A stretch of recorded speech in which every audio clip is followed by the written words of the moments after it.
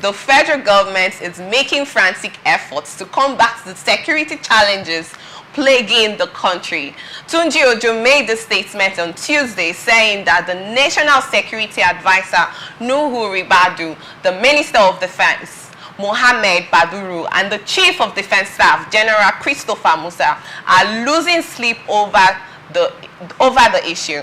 Nobody is resting, not the NSA, Malam Nuhu Ribadu, not the Minister of Defense, not the Chief of Defense Staff, not the DSS. Nobody is sleeping. We are working. This security issue is a major issue of national concern, and I will not sit here and refuse to take responsibility for the security of Nigerians on behalf of the President, the minister said.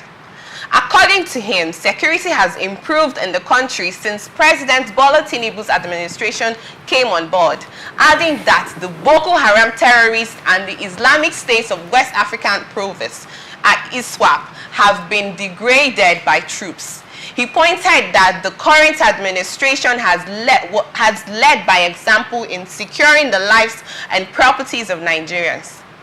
The minister, who weighed in on the recent attack by the new terror group in Sokoto and Kebbi State, urged Nigerians not to judge Tinubu, saying the president was aware of these security challenges. The president is sensitive to these issues. Do not judge the president or this administration by the level of assurance.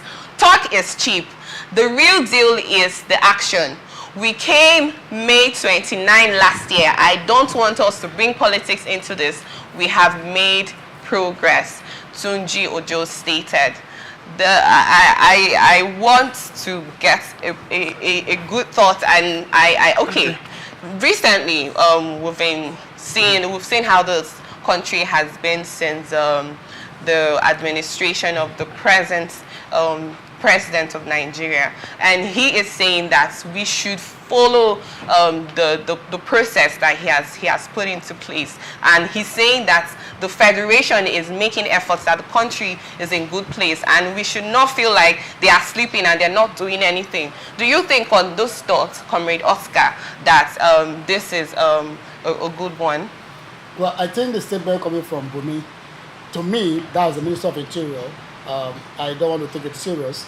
Why I won't take it serious? Because Bumi is a core politician.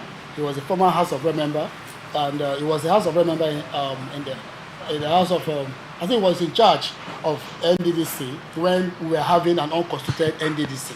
And I know how many times we took protests to Abuja to ensure that the NDDC board was constituted. And Bumi has that responsibility because that was part of his office to have ensured that the NDC board was constituted. Then we have the former, the current Senate President, who was the Minister of Niger Delta Affairs, and also have Bumi there in the House of Reps. So I think a lot of statements, a lot of issues, a lot of letters were written to him for the constitution of NDC board, and that never hold any water. It was just like a failed system. The NDC board wasn't constituted, even when there was protest led by my humble self and other persons down to the street of Abuja, and expected that Bumi have interfered and did his best he can. So with such level of opportunity we have had with the Minister of Interior, I think some of us actually have some level of failed hope in his system or in his administration and his statement. Just like Akpabio said earlier, this current Senate President, that I shouldn't be judged as a former minister.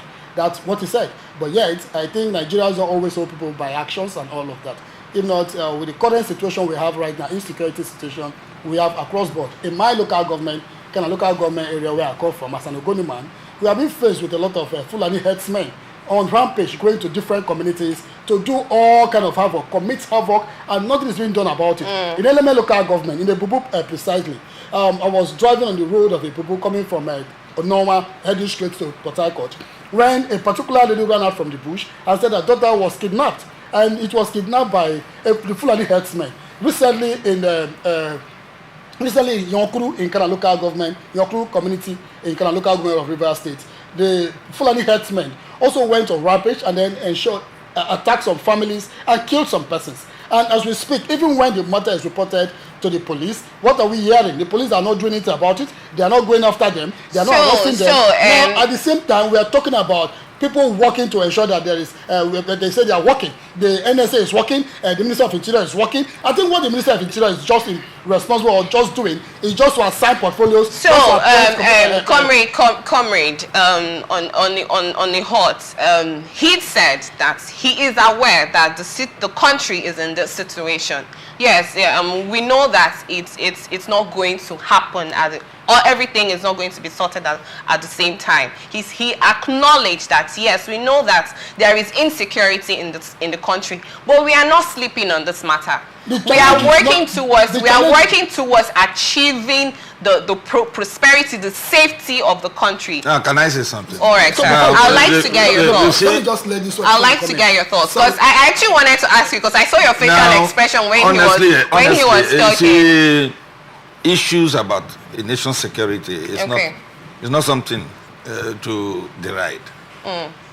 Honestly, it's a big shame that we have a state of insecurity in the northeast, where you have Boko Haram, in the northwest, where Lukawaras or whatever they call them have just emerged, in the southeast, where we are talking about Biafra.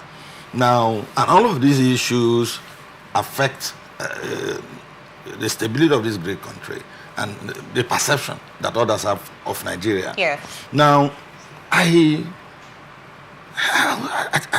somehow was shocked. I think in this country we enjoy freedom of expression. I think the country has freedom of expression. Yes, sir. But to say that because a public functionary is a politician, and that therefore we can't take him seriously is in my mind. I don't know who governed this country, and then maybe we should have a country governed by comrades. Okay, maybe that will give us a way forward. Now, but beyond that point, I think that we need to learn to invest confidence. Comparatively, if you are looking at the era of what's his name, the former President Buhari, and then you are looking at the era of Tinubu, there has been some slight reduction, but in terms of insurgent actions. Okay. Now, but that is not we need a comprehensive solution to the issue, including the filtration of Fulani herdsmen from across the border, because those who are causing all of these problems are those who are coming from across the border, from Chad, from Niger, and all those other Fulani infested areas. Recently, there was an attack on the Fulani somewhere in the northwest because they have been blamed for most of these atrocities that have been committed. But there's been stories where these troops have been sent to, in particular, Kebbi State for this new set. I think we need to up our strategy. Now, today's war is about technology. We shouldn't be fighting blind wars. We shouldn't have a situation where our soldiers are ambushed. We shouldn't have a situation where our soldiers can't even see who the enemy is. They use drones. And what to do here? That those drones kill innocent people. But the question you ask, in a situation of war, there are collateral damages. In a situation of war where people aid and abet the actions of criminals, are we going to simply look the other way and say they should leave? So these are the things. You see, we need. My own take is this: Nigeria is greater than any individual. Nigeria's security is critical to all Nigerians, and anything that we must do rationally, including chasing those militants who are taking advantage of those porous borders. So what do you think has to be done? What do you think they should do? What has to be done? America came when an American citizen was stolen, because that's what these kidnappers do now. I call it theft. Now, when such a thing happened, America broke all traditions, all rules. They came here and took their person. So I don't know why once in a while Nigerian army that was strong cannot go across the border.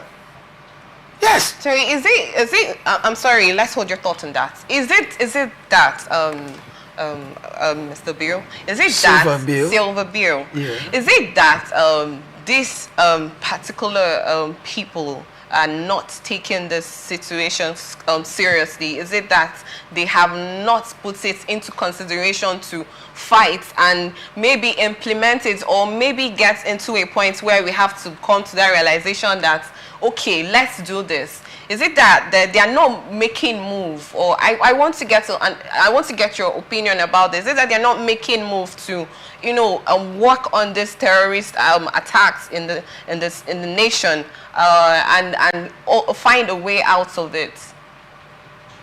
Well, the first thing I have to say is this. When you keep doing one thing the same way, you will get the same result. The result cannot change.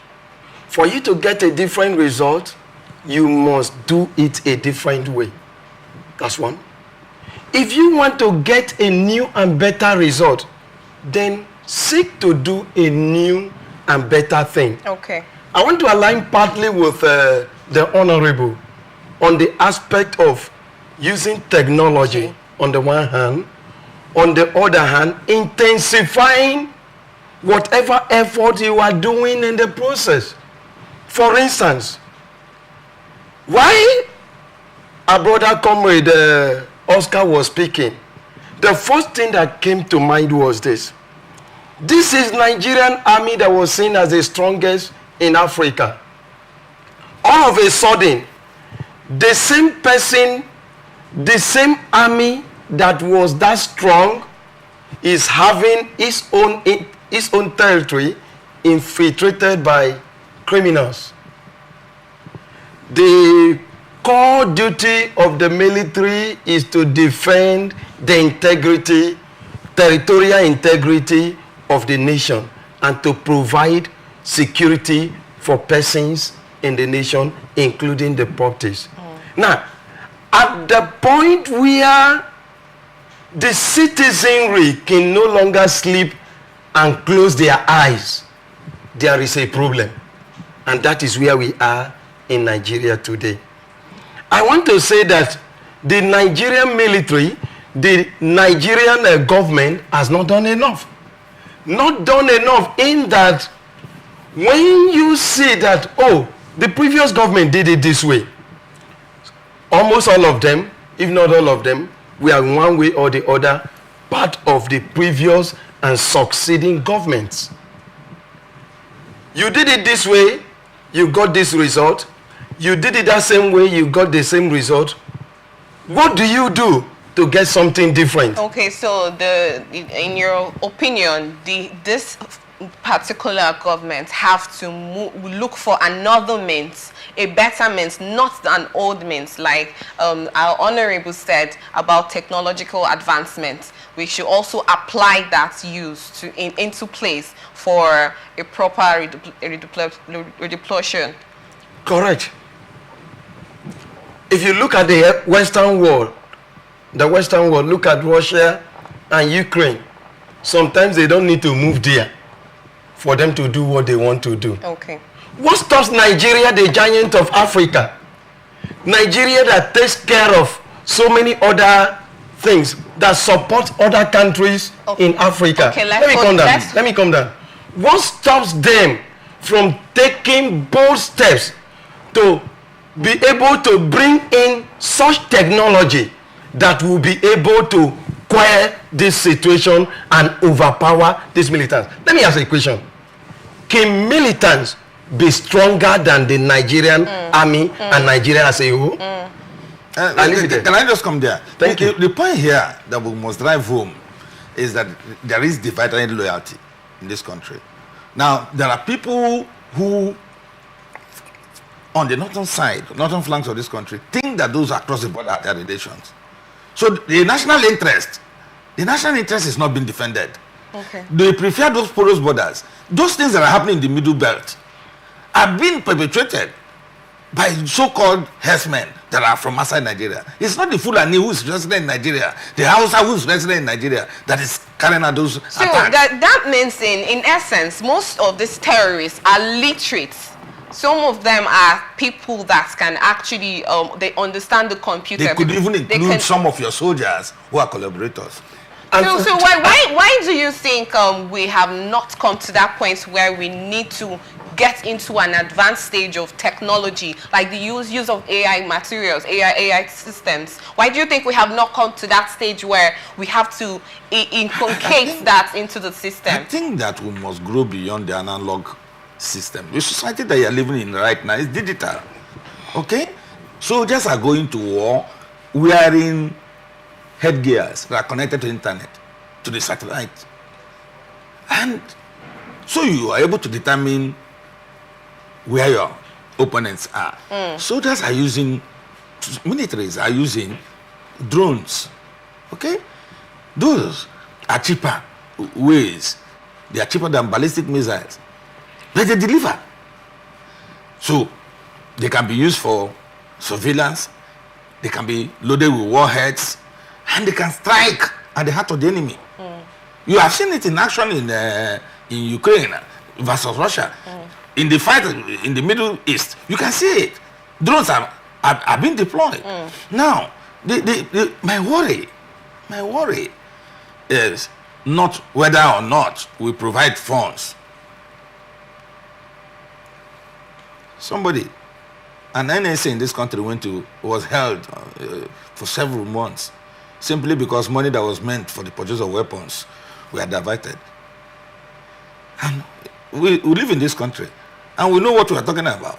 That happened within the reign of our brother, President Goodluck Jonathan. And Dasuki was the one who supervised the diversion of those funds meant for the acquisition of military weapons to political ends. Now, this is the thing. Now, if we are serious, technology is available. Okay. All you need to do is invest in it. Okay. It's a new way of doing business. Thank you. Technology drives the world. Okay. For a minute. Yes, I even want to ask before we move on, I want to say that all these systems talked about by the Honorable and my brother, the legal advisor, Liga here, it's known to the government. The technology advancement we're talking about, those in power are aware of it. There is none of this idea that has been brought here on this table that they are ignorant of. And that's why most times when I make my statement, I don't look at the English involved, but look at the practical aspect of it. Okay. I want to make it clear that they are not ignorant of these opinions that are being raised on this table by the Honorable and by the Council. The problem is, one, our problem in Nigeria is politics. Political interest, tribal interest. This is a sentiment that is holding us back. The Yoruba, the Hausa, the Igbo, the this, the that. That is the part of our setback. Not that there are known, my elder brother here, father here, Obona Woke, was a House of Rep member, a former House of Rep member. Yes. This is a current legal advisor. And these two this is a barrister. These two persons, they are both in the system. I can also vividly say that when our brother, our father that is here, Woke was in the house, he also was aware of all this process, and there were still challenges in the system. Now the challenges has not stopped up to this moment. Until Nigeria will remove politics from the system, then we can never get it. So we have to get it right. We have to remove politics. We have to remove sentiment. We don't have the time. Just a word. Okay. To drive home the point, we must appreciate honesty in everything we do. Okay. And we must deal with the issue of sabotage, even in the military.